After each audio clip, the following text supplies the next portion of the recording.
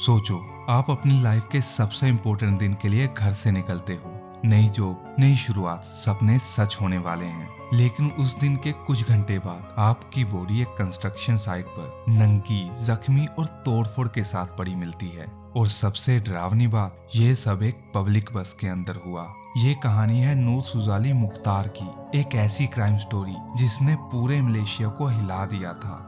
नूर सिर्फ 24 साल की थी। वो मलेशिया के कंगार पेरिस की रहने वाली थी। अपने घर की एक ही बेटी थी और सबकी लाडली भी। नूर बचपन से ही बहुत इंटेलिजेंट थी। उसका सपना था कंप्यूटर इंजीनियर बनना। उसने मेहनत की और उसकी मेहनत रंग लाई। उसे यूनाइटेड किंगडम की डे मैनफोर्ड यूनिवर्सिटी में एडमिशन मिला, जहां उसने कंप्यूटर साइंस पढ़ा। उसके फ्रेंड उसे प्यार से सूसी बुलाते थे। डिग्री कंप्लीट करने के बाद नूर को एक जॉब ऑफर मिला, पंटाई मेडिकल सेंटर कलांग में कंप्यूटर इंजीनियर की जॉब। उसकी लाइफ फाइनली ट्रैक पर आ रही थी।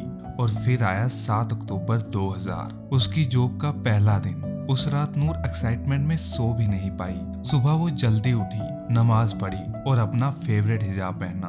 उस दिन उसे बिल्कुल नहीं पता था कि वो घर से आखिरी बार निकल रही है। सुबह करीब 7:30 बजे नूर घर से निकली और बस स्टॉप की तरफ चली। उसने एक पब्लिक बस ली, एक्सप्रेस 11 बस, जो कुआला लुम्पुर से पोर्ट कलांग रूट पर चलती थी। शुरू में सब नॉर्मल था। बस में काफी पैसेंजर्स थे। लोग अपने स्टॉप्स पर उतरते गए।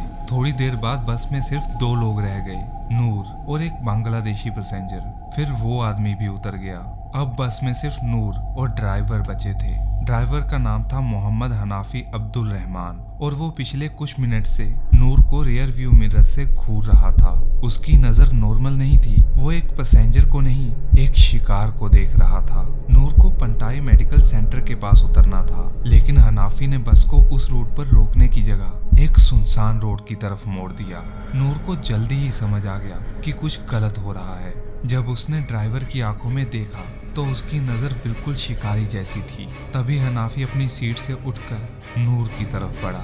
नूर ने तुरंत चीखना शुरू कर दिया। उसने मदद के लिए चिल्लाया। बस की खिड़कियों पर जोर जोर से हाथ मारने लगी, लेकिन बस एक सुनसान एरिया में थी। हनाफी ने उसे जोर से पकड़ा, उससे पीटना शुरू किया और उसके कपड़े उतारने लगा। नूर पूरी ताकत से लड़ रही थी। वो खिड़कियों पर हाथ मारकर किसी न किसी की अटेंशन खींचना चाहती थी। और फिर किसी ने उसे देख लिया।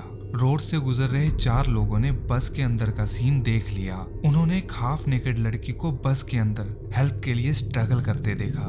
उनमें से एक था देवोन, सिर्फ 18 साल का स्टूडेंट। वो तुरंत अपनी साइकिल लेकर बस के पीछे भागा। एक आदमी मोटरसाइकिल पर था और 2 और लोग भी चेज करने लगे।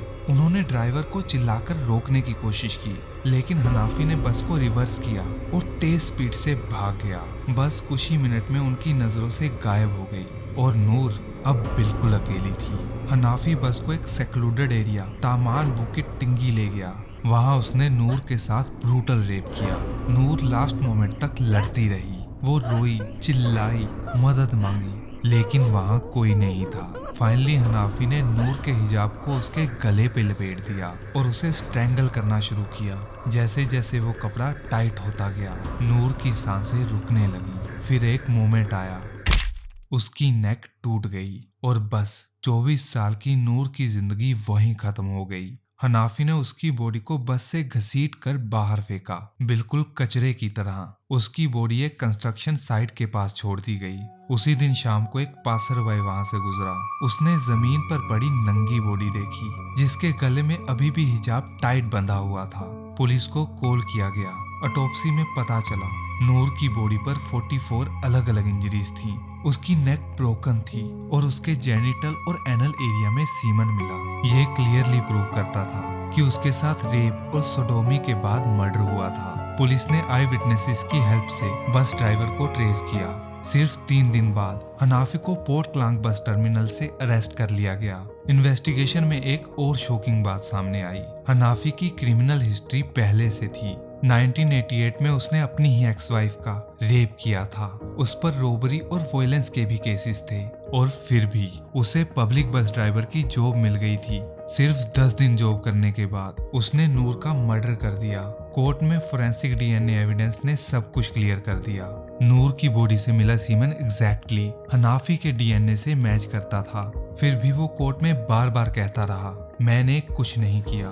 फाइनली 26 अप्रैल 2002 को कोर्ट ने वर्डिक्ट सुना दिया। हनाफी को मर्डर के लिए मौत की सजा दी गई और रेप के लिए 20 साल जेल और 12 केन स्ट्रोक्स। उसने अपील की लेकिन सब रिजेक्ट हो गई और 19 दिसंबर 2008 को हनाफी को कजांग प्रिजन में फांसी दे दी गई। नूर सुजैली मुख्तार ने कोई गलती नहीं की थी, वो सिर्फ अपनी पहली जॉब पर जा रही थी। एक पब्लिक बस में बैठी जहां उसे सेफ होना चाहिए था, लेकिन उस दिन स्टीयरिंग व्हील के पीछे एक ऐसा आदमी बैठा था जिसका वायलेंट पास्ट सब ने इग्नोर किया और उसकी वजह से एक लड़की की पूरी जिंदगी खत्म हो गई। सवाल ये है, अगर सिस्टम ने उसका बैकग्राउंड चेक किया होता तो क्या नूर आज जिंदा होती? कमेंट में जरूर बताना।